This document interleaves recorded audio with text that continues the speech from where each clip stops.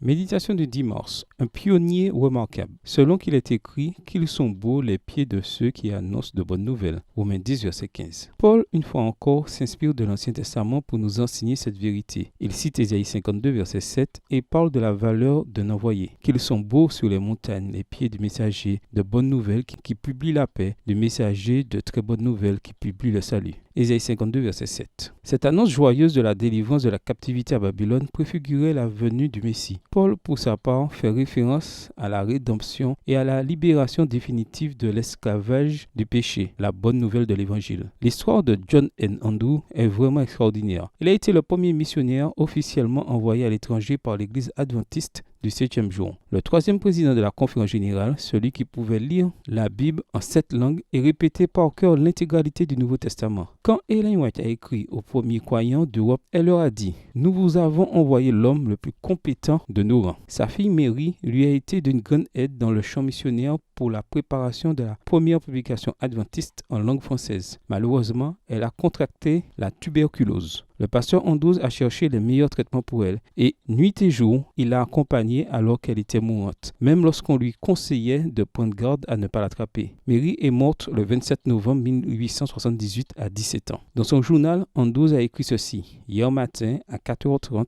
ma chère fille Mary est décédée. Cette enfant m'a beaucoup aidé en Europe, même lorsque nous avons traversé des moments difficiles où nous manquions de tout. Elle a tout affronté avec courage, patience, foi et espoir. Ce qu'elle a subi l'a rendue malade de la tuberculose, qui a progressé rapidement. Elle est tombée malade alors que son aide était devenue très précieuse. Qui sera là pour prendre sa place ? Andrews avait perdu sa femme et ses enfants, mais il avait toujours l'esprit d'un envoyé. Il a poursuivi sa route sur terre et sur mer, et quelques années plus tard, il a lui-même contracté la tuberculose. Comme la maladie progressait et que son état se dégradait, il a demandé une plume et du papier. Rassemblant ses dernières forces, il a écrit « Je lègue $500 pour la mission en Europe ». Puis il dit « Y a-t-il quelque chose de plus que je puisse faire pour la cause de Dieu ?» Et pendant que les pasteurs priaient, il s'est endormi. À Crespo, en Argentine, dans le musée de la première église d'Amérique du Sud, une énorme plaque dit ceci « Par son esprit, ils ont commencé et nous finirons. Nous avons besoin du même esprit de sacrifice et d'engagement qu'Andrews et tous nos pionniers. Sommes-nous ceux qui achèveront la mission pour que Jésus puisse venir? Si ce n'est pas nous, alors qui? Si ce n'est pas maintenant, alors quand? Bonne journée à vous et que le Seigneur vous bénisse.